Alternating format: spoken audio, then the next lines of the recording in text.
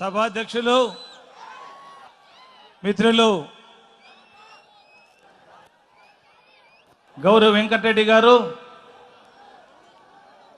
వైఎస్ఆర్సీపీ జాతీయ అధ్యక్షులు తమ్ముడు, మా అందరికీ శ్రేయభిలాషి, మీ అందరికీ ఆరాధ్యులు జగన్మోహన్ రెడ్డి గారికి, వేదికను అలంకరించిన మిగతా పెద్దలకు, వేదిక ముందున్న అన్నలు, తమ్ముళ్ళు, చెల్లెలు, అక్కగారికి అందరికీ నా యొక్క హృదయపూర్వక నమస్సుమాంజలు. నేను ఒకటే అడుగుతా ఉన్నా, ఈ యొక్క సమావేశం నుండి జగన్మోహన్ రెడ్డి గారిని, మా నంద్యాలను రేపు మీరు ముఖ్యమంత్రి అయితే జిల్లాను చేయాలని ప్రకటించాలని కోరుతున్న సమావేశం నుంచి. ఎన్నో ఫ్యాక్టరీలు ఉన్నాయి, ఎన్నో విద్యా సంస్థలు ఉన్నాయి, ఎంతోమంది చుట్టుపక్కల బ్రహ్మాండమైన రైతాంగం ఉన్నారు. మరి ఇలాంటి పరిస్థితుల్లో మీరు ముఖ్యమంత్రి అయిన మరుక్షణం నంద్యాలు ప్రకటిస్తే, జిల్లాలు ప్రకటిస్తే నంద్యాలను జిల్లాగా ప్రకటించాలని ఈ సభ ద్వారా మిమ్మల్ని మరొక్కసారి కోరుతున్నా. అదేవిధంగా నేను అడుగుతున్నా అఖిలప్రియ గారిని, సాక్షి టీవీ, సిటీ కేబుల్ మీదే, అటు ఏవి సుబ్బారెడ్డి కానీ ఇటు అఖిలప్రియ గారు కానీ ఇద్దరు పార్ట్నర్స్. మరి ఈరోజు సాక్షి టీవీ ఎందుకు రావటం లేదు నంద్యాలని అడుగుతా ఉన్నా. 5 సంవత్సరాలు TV9 బంద్ చేసింది మీది కారా అని అడుగుతా ఉన్నా. మీకు ఏదైతే ప్రసారాలు వ్యతిరేకంగా వస్తాయో అవి బంద్ చేసే అలవాటు మీకుంది. ఆ రోజు TV9 బంద్ చేశారు, ఈరోజు సాక్షి ప్రసారాలు బంద్ చేశారు. అదేవిధంగా మరి ఈరోజు నేను ఒకటే మాట్లాడుతున్నా, దయచేసి మీకందరికీ అనాథ బిడ్డలను ఆశీర్వదించమని బోర్డులు పెట్టి తిరుగుతున్నారు. అనాథ బిడ్డలు ఎవరైనారో చెప్పాలి. మీ తండ్రిని ఎవరైనా చంపారా? తల్లి ఏమైనా చంపబడిందా? మీ తండ్రి ఎంతమందిని ఒక్కసారి అనాథం చేశాడో గుర్తు చేసుకోమని చెప్పి సభ ద్వారా మనవి చేస్తా ఉన్నా. వాళ్ళ పిల్లల పరిస్థితి ఏందో ఒక్కసారి ఆలోచించమని కోరుతున్నా. మరి వాళ్ళు గుర్తుకు రావటం లేదా? మీ ఫోటోలో పెట్టుకొని అనాథ పిల్లలను ఆశీర్వదించమని అడుగుతున్నారే. మరి చంపబడినటువంటి ఆ పిల్లల పరిస్థితి ఏందో, ఆ కుటుంబ పరిస్థితి ఏందో ఒకసారి ఆలోచించమని కోరుతున్నా. మరి అదేవిధంగా నంద్యాల అభివృద్ధి అని ముఖ్యమంత్రి చంద్రబాబు నాయుడు గారు చెబుతున్నారు. 3.5 సంవత్సరాలు శిల్పామోహన్ రెడ్డి తెలుగుదేశంలోనే ఉన్నాడు. ఆ అభివృద్ధి మీరు ఎందుకు చేయలేదు అడిగినా మీరు ఎప్పుడైనా చేశారా అని అడుగుతా ఉన్నా. ఇదే దీపగుంట్లకు వచ్చిన రోజు అడిగాం, రోడ్డు వెడల్పు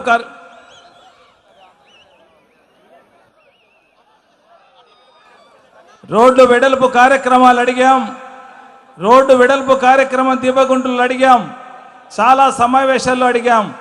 అదే దీపగుంటలు అడిగితే మీరేమన్నారు? ముఖ్యమంత్రి గారు, అమరావతికి డబ్బులు లేవు, ఈరోజు రాష్ట్ర పరిస్థితి బాగలేదు, మీరు మీ దగ్గర డబ్బులుంటే సగం పెట్టుకోండి, అప్పుడు ఆలోచన చేస్తానని మాట చెప్పిన మాట వాస్తవం కాదా అని అడుగుతా ఉన్నా. మరి ఆ రోజేమో డబ్బులు లేవన్నారు, మరి ఈరోజేమో మీరు రోడ్డు వైడనింగ్ అని చెప్పి, ఎలక్షన్స్ వచ్చినాయని చెప్పి ఆదరాబాదరాగా చేస్తున్నారు. మరి ఈరోజు 1200 కోట్ల డెవలప్మెంట్ అని చెప్తున్నారు. నేను మిమ్మల్ని ఒకటే అడుగుతా ఉన్నా, 1200 కోట్లు ఎక్కడిచ్చినారో చెప్పాలి. 13,000 ఇళ్లకు 950 కోట్లు ఇస్తున్నామని చెప్పారు.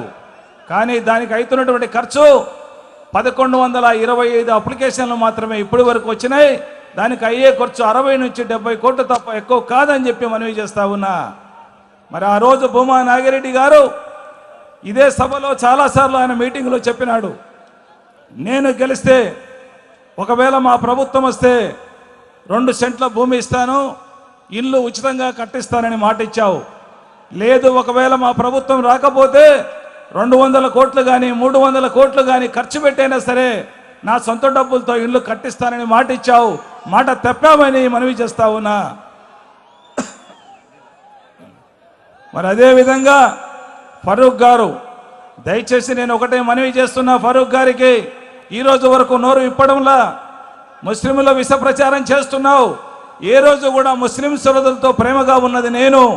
ఆ రోజు రోజాకుంట షాదీఖానాలో 72 లక్షల రూపాయలు ఖర్చు పెట్టి చేసినవని నేను. అదేవిధంగా సాయిబాబా నగర్లో షాదీఖానా కట్టించి పూర్తి చేసింది నేను. మరి ఎన్నో మసీదులకు లక్షల రూపాయలు దానం చేసింది నేను. ఏ ఒక్క పైసా ఈ రోజు వరకు ఉండి ఎన్నో